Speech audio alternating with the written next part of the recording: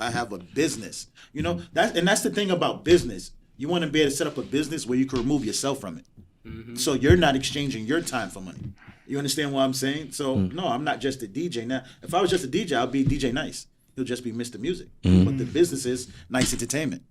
So are you booking NYCE Entertainment or are you booking a specific talent? You understand what I'm saying? And like moving forward into NYCE Sprinters, you're booking NYCE Sprinters.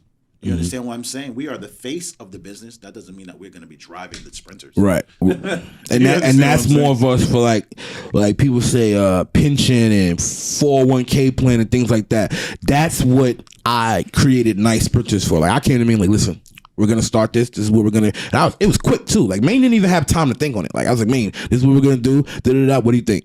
Like right on the spot. He gave me the pros and cons, and for every con he gave me, I had a pro for it. He's like, well, but this didn't. But this is gonna happen. Oh, but this. You see what I'm saying? Because at the end of the day, when let's just say DJing slows down or whatever the case may be, you can't have like me. I'm not having everything in one pot. I don't do that no more. I used to be, I'm a DJ and I'm going to DJ for the rest of my life. Like right now, 5 years ago, I'm going to be on tour. I'm going to have artists under my belt. Blah blah blah blah blah. Things don't happen the way in your mind. Sometimes the way you have them set up in your mind, that's not the way they go in life. Sometimes, so we had to, just like. Well, I didn't do it because DJing slowed down. I did it because I want to do more. Like I put on Twitter the other day, enough is never enough. That's a fact. Never. Like you can never do enough. You can always do more. I look at people who aren't here with us in life and my mans and things like that. Bro, like you never know when your time is going to come. So why wait? I could walk outside just to go get in my truck. My driver's sitting in my truck right now. I could go outside. My driver, God forbid, knock on wood, my driver could not be there. Somebody ran up on him and took him out. You understand what I'm saying? You never know what the next second brings. So like it's like you have to just do what you can and do what you want and just do more. Never give up. Like just keep going and keep going and keep going. Like I'm 23. I'm 23 with a personal driver. People look at me like, what? That's true. Like you understand what I'm saying? Like.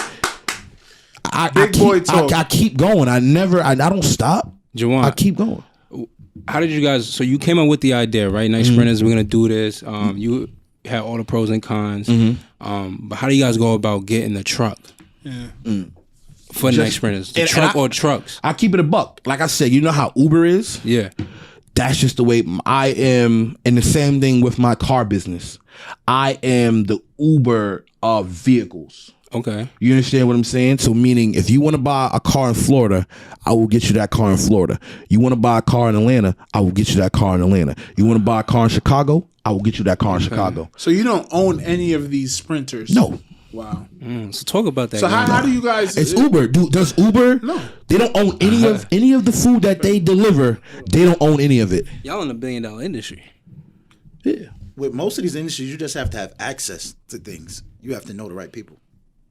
And then once you know the right people, you have the access, you can provide the service. So how do you guys go about, let's say Nick Johnson and Mal wants a Sprinter to the next Nick when do you want show? I want it tomorrow. You want it tomorrow? What time? 10 p.m. To what time? Till 5 a.m. in the morning. We turn it up or what? I'll send you over the invoice. Why not take 2 Sprinters? You know what? I'll get a Sprinter. You get a Sprinter. Exactly. Right. That's a way better look. And for promotion, with you guys doing your podcast, it's boss moves. It's stepping up. So you have a Sprinter for you and your crew, and you have a Sprinter for you and your crew, and I'll get you a photographer. Now, what's the back work of you guys getting that now? Phone calls. Ring. It's all about connections. Yeah, I need a Sprinter for tomorrow. Now, how do you guys make sure the service, because we're talking about service, right? People want what they want. How do you know they're just not getting a dirty ass a Sprinter with a driver that's not nice? That's where I come into play. You see how Uber, you have to do a background check, and you understand what I'm saying? There's certain steps and procedures that have to be done before you get your food. Like Uber makes sure to tell McDonald's to put your stickers on top of your bag, to close the bag, to make sure the driver doesn't go in the bag and take your fries and put a sticker over the drink. Yeah, that's what I do. That's where we come into play. I'm the one who makes sure. Never knew that's what that sticker was for. Yeah, those but it stickers look cute. You understand? That makes so much sense. Yeah, the protection of it. You understand what I'm saying? I'm the background of it. So like, perfect example. if something happens with the Sprinter or something, like, I'm the one who takes the hit. Like, if something happens with the food, McDonald's is not the one who takes the hit. Uber takes the hit because they're going to complain with Uber, and Uber's going to give you back your money. And Uber's probably not going to get their money back from the merchant. So with that being said, it's about what you know, who you know, and how you do it. Leverage. That's Leverage. it. When you read, you guys ever read Robert Kiyosaki books? Yeah, of course. Rich Dad, Poor Dad. All he talks about is leverage. That book came out 24 years ago. That book literally came out in like 1997 or something like that, 98. Like, that book is not, it's not new. And some people say like, oh, this is a new book. It's timeless, though. Yeah, of course. But let me tell you one thing about Robert Kiyosaki. He puts a lot of things in that book to open your mind and to draw you in. But a lot of things in that book, which he said he didn't do himself. You have to go back and find out about Robert himself personally outside of the book. I'm telling you, it'll change your mind. Go look into it. Why is Say one thing. Yeah. Just as far as like his net worth, like, it seems way more in the book like he was way more richer than what he was. Yeah.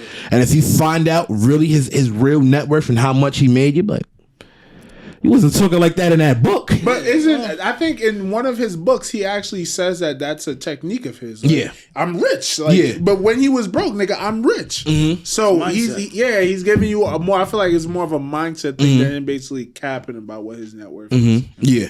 But network is subjective anyway. It's so subjective, especially when you come to business, because a lot of people, businesses are not in their name. Set up as corporations. So how do you really track somebody's net worth to begin with? Period. How do you track that? That's like with what's homeboy named Warren Buffett? He might have more money than Elon Musk and all of them, but nothing is in his name. That's it. People are just taking estimates of the companies that he owns, and That's it. you don't know what the fuck he owns for real, though. You feel me? I guess this is the number. Ever told on a nigga? No. Ever squeezed the trigger? Yep. Ever set a nigga up? No. Ever helped a brother out when he was down on the